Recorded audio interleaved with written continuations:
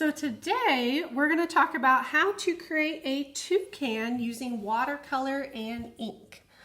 So I have a photo reference of a toucan, and then this is the watercolor that I finished of the toucan. So what I want to start with first is make sure you have a light pencil like a 6H or 2H, and I'm going to be drawing this on a separate piece of paper and then transferring it onto my watercolor paper.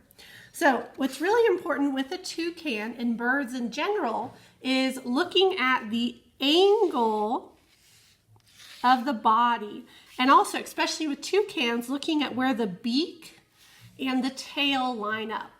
Because if I make, these parts too close together, it's going to resemble a different bird.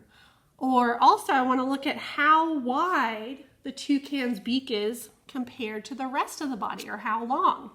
Because their beak is one of their dominant features and is almost like half their body size. So that's really important for when you're drawing your toucan. So I want to keep those things in mind, and I want to start off very lightly. I'll probably draw darker than you need to.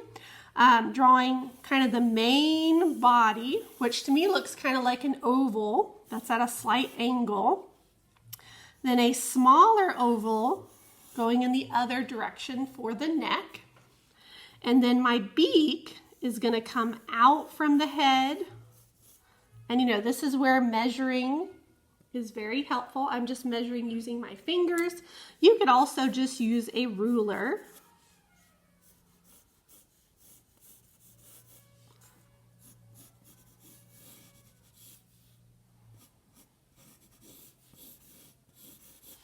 So that's just kind of to start me off. So, and then the tail, I want to look at the also main big angles, okay, before I even think about details and things like that. So it's kind of like a rectangle that goes back and connects to the body. And then I would draw my little log, kind of like a cylinder. So the top is an ellipse, and then the sides are straight. So once you have your main shapes, then I can go back in and start looking for the angles. So even though we started off the toucan as just a big oval, I want to look at how, the side of him is an angle, another angle, another angle. So to start making this look actually like a toucan, I'm going to show y'all in a blue pencil. I'm kind of looking at my picture, seeing those angles. Then I could start dividing this into feathers. I'm doing this, faster than you necessarily need to. I would take your time on drawing, because drawing is one of the most important parts of painting, because it helps us to get our structure. So another really important thing that I look at when I'm drawing is my negative space. So negative space is the space in between things. So my tail to my log, the space between my feet, the space between the beak and the body. That's all very important because it all relates to each other. So I'm going to curve this part back. Then I have the little head.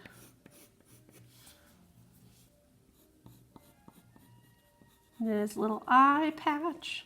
And then his eye is basically just a big circle.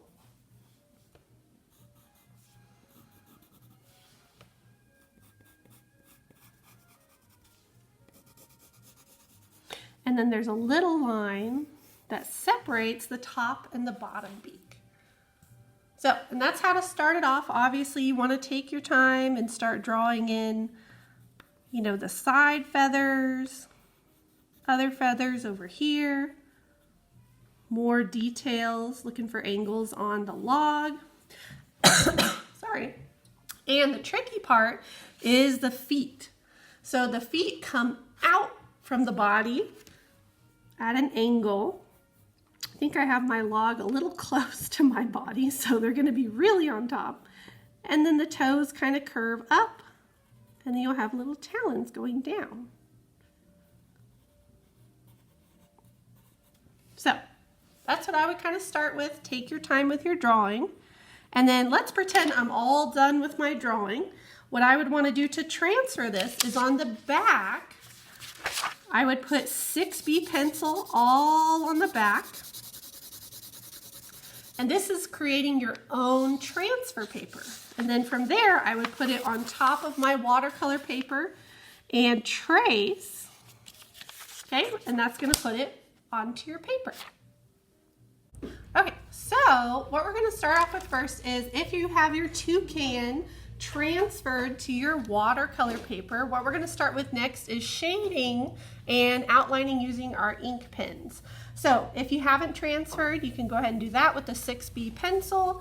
I'm not taping mine off just because I may do like a little bit more of a vignette background than a traditional background, but I'll still show y'all how to do a background.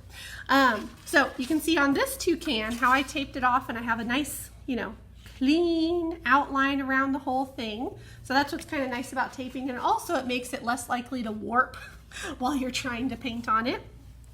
But inking wise, since our toucan, is feathery and fluffy, I don't want to have too much of a smooth outline where his feathers are. His beak though, or her beak, is going to be pretty smooth. So I would take your time and use like a 0.1 to outline with, and I don't want to put very much ink just because it is kind of a dark bird. So we're going to probably paint it pretty dark. So I'm just kind of flicking. And I'm just going to go ahead and just outline the whole entire bird. The only place I may not want to outline is like the highlight on the beak, which you can see in the reference picture. That I would try and just, leave as like white paper. Don't really outline that.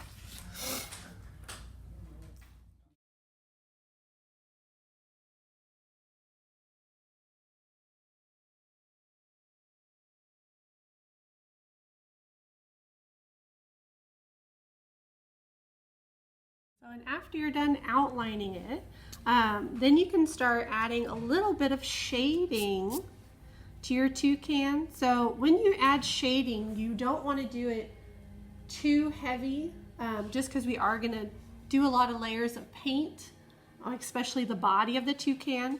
But I can kind of emphasize some of the shadows just by doing some long hatching, like underneath the wing.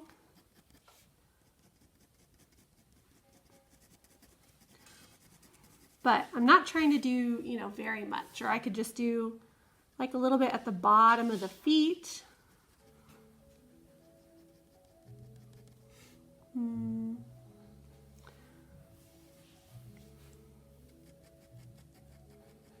But keeping it pretty light.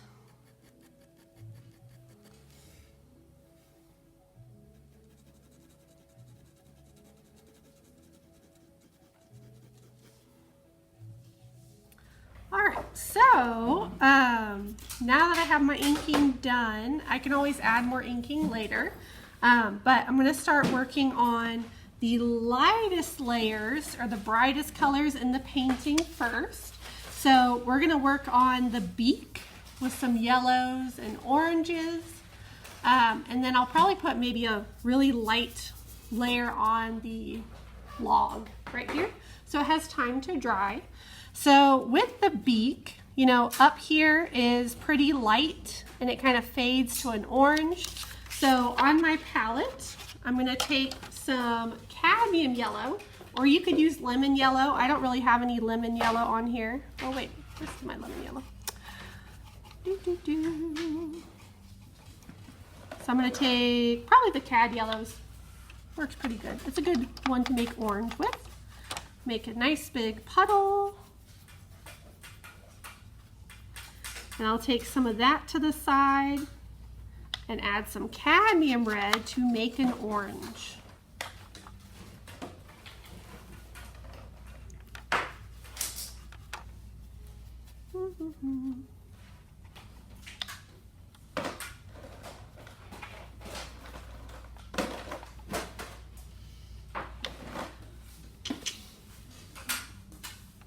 So with those two colors, what I want to do is where it's white and there's like a highlight on the beak, I actually want to put water there, which will help to protect that section, and the paint will kind of be pushed away from there and it'll stay white. And don't worry about, leaving room for the black. We can always put the black on top of the lighter color. I'm doing my yellow first.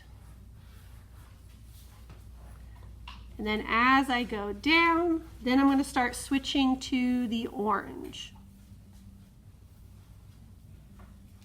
Can I borrow some yellow first? Yeah. Do, do, do.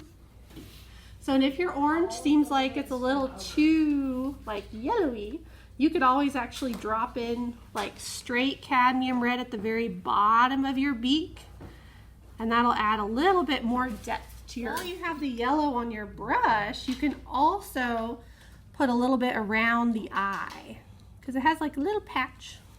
So, and then while that's drying, we can go ahead and take some burnt sienna. It disappeared. We can't paint with that. Take some burnt sienna, and we're going to do a light layer on the whole log. That is very true. All right, so what I'm going to start prepping next is, for this painting, we kind of have to jump around a little bit. Because a lot of times with watercolor, if I started to work on the eye, well, this is wet, that's gonna be bad. If I start working on the feet, well, this is wet. So that's why we're kind of jumping around. So we're gonna work on painting some gray on the white part of the toucan. So you can kind of see how this little part right here is white, but it's not fully white.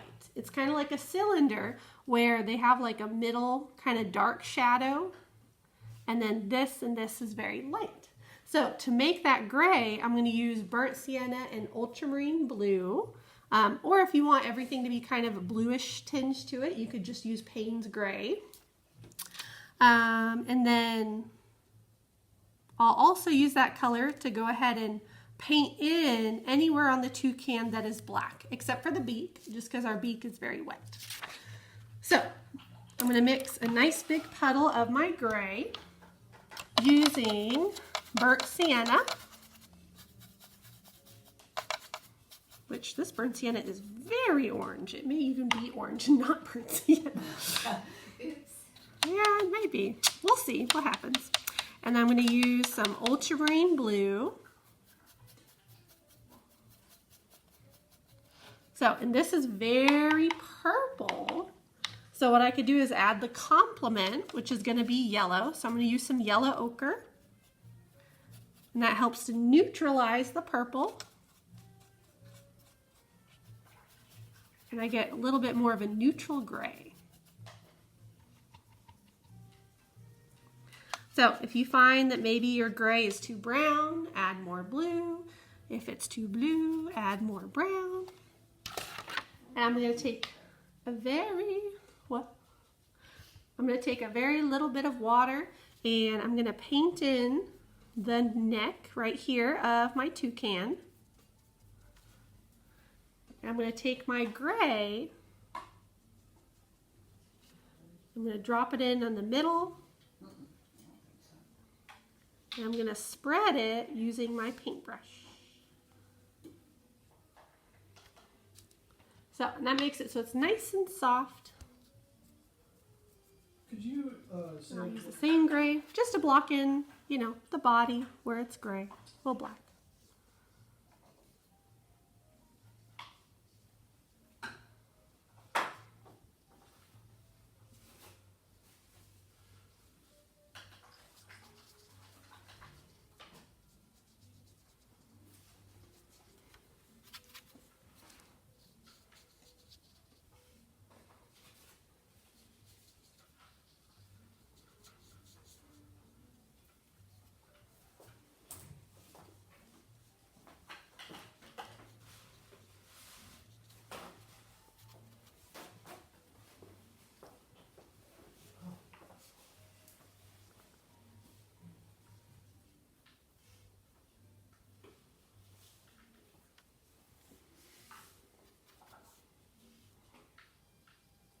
Now it looks like a bald eagle. Oh, and then now it's a toucan. So, and toucans have very vibrant blue feet and eyes. So I can actually use the same color to block in the feet and the eye. So the ones down here look like they have a little bit of white to them. So typically in watercolor, if you notice something's lighter, that just means that I need to use a lot of water to it.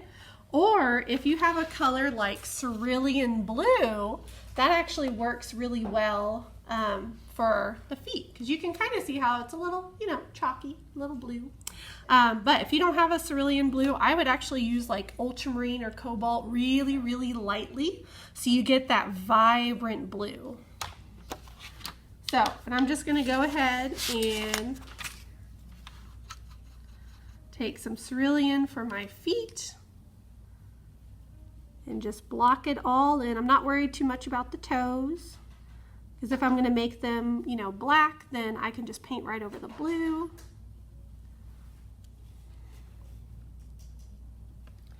And then for my eye, I may actually add a little ultramarine to my cerulean, just so it's a little bit darker. And I'm going to try and leave a little white dot.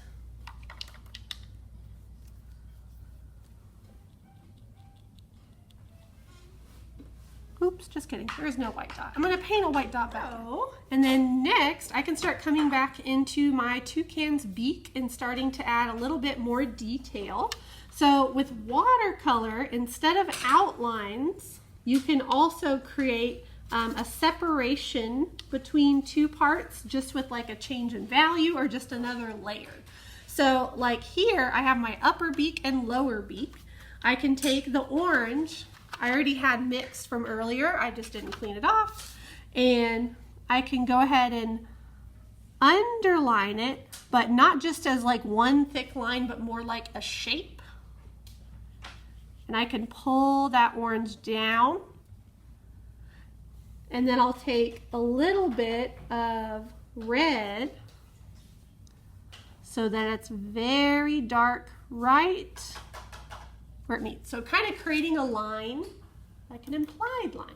And then also it looks like on our toucan there's actually a little line on the top of the beak too. So when you see a line on something, you want to see if it's a hard line or if it's a faded line.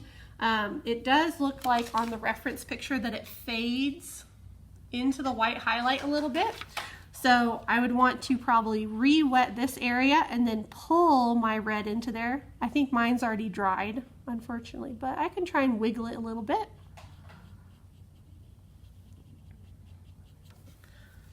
So, and then if this isn't too wet, I can start slowly adding gray onto parts of the beak that are also black. So like here, this part.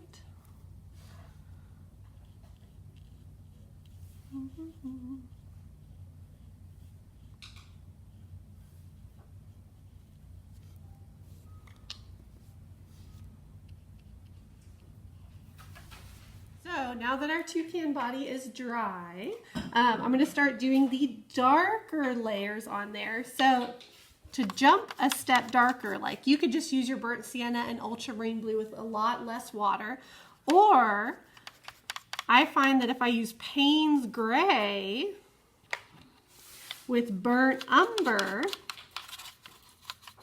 it's even more dark. So, and not a lot of water. And basically, so the layer we put in first of the gray is going to be wherever you see highlights or lighter areas on the feathers. So you really just want to start first in the darkest areas of the toucan. So like let's say I was going to work on the feathers down here. What I would want to do is put in my really dark gray and leave a little bit of the lighter gray for the highlights showing through.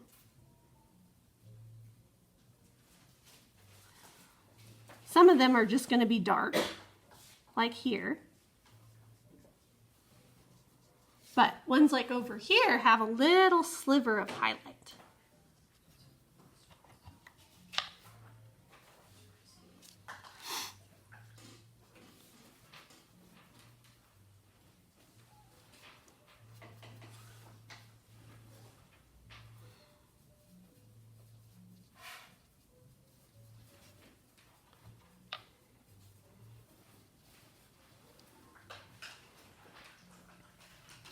And then like under the wing is really dark.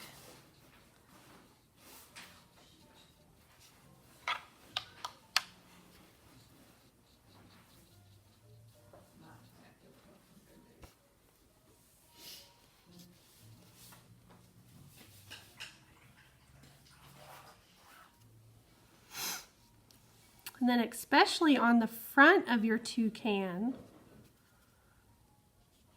here's a very dark shadow. So, and since this is a big area, you could always wet the areas where it's going to stay light. And then just put this dark in the dry areas.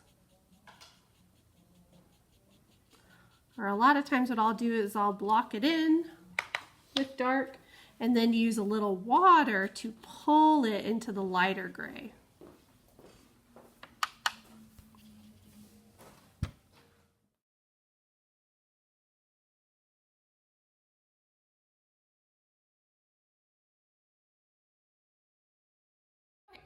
So while we're letting our lovely little toucan's layer of black dry, we can actually start working on the log a little bit.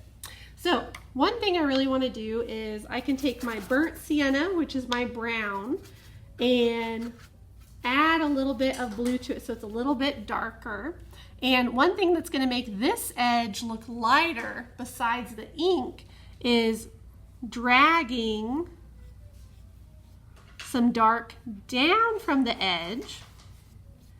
And basically, as I run out of paint, it starts turning into dry brushing, and then you get some accidental texture. Are you using a flat? Yes, this is a flat brush, kind of a bad flat brush, which is good. And that's burnt sienna? Or? Burnt sienna and blue.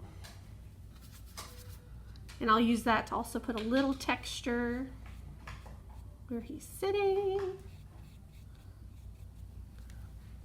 And then I'll go even darker on this part, like the edge of the log.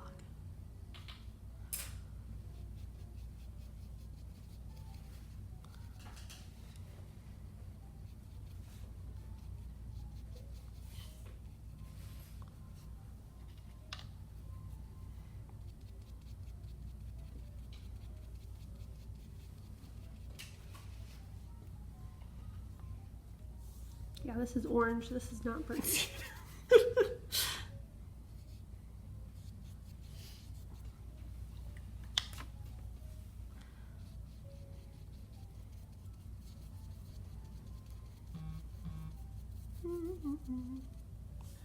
All right, and then for my feet, what I want to do just to give it a little bit of dimension, so I already have some shadows with inking there, but I want to go ahead and take a little bit of ultramarine blue, watered down, and I can use that almost kind of underlining the feet into the side. And that just creates like a little bit of a shadow, especially the foot that's in the back.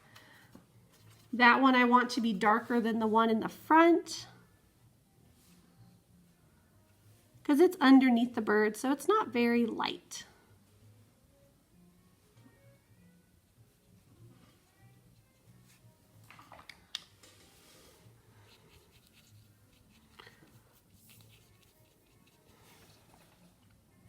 And then of course you can always add more layers on things, add more darks. You know, I could also add inking back in on my beak. And then the very last thing will be the background. So for the background, a lot of times when you're choosing what color to do for your background, so like the toucanette, I was trying to use some of the colors that were in it kind of reflected in the background. Versus like if you look at the colors in the background for the toucan, you know, it's like plants, has lots of yellows and greens, kind of similar. But also my other class, what we did is we introduced some purples and some blues, so you can kind of have fun with your background. One thing to think about is where your toucan is dark, you want your background to be light. versus an area that's really light. You want it kind of darker just so it will show up a little bit better. So for this, I'm going to mix some big puddles of greens and yellows. Of course, my water is a little dirty, so. But I'm going to make some nice yellows.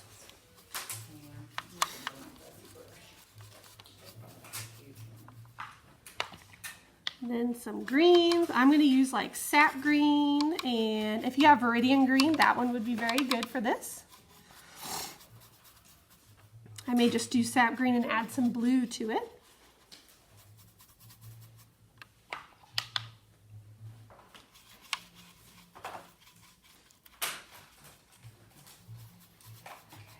So, and then what I would want to do is, so since I didn't tape off my background, I may end up just doing a light background around the toucan, not necessarily going all the way to the tape. So a lot of times if I'm doing that, I'll do water at the edge and then slowly bring it in. So then when the paint meets the water, it'll kind of act like a barrier. So, and then I'm going to take my yellows, which is kind of orangey. I'm going to do some greens.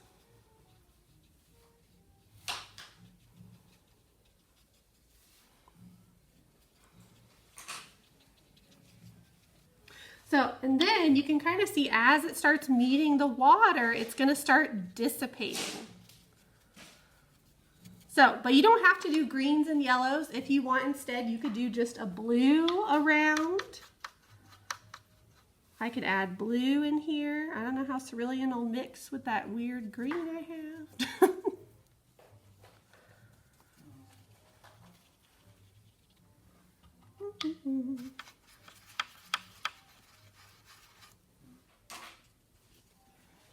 So, and I'm just kind of dotting it in.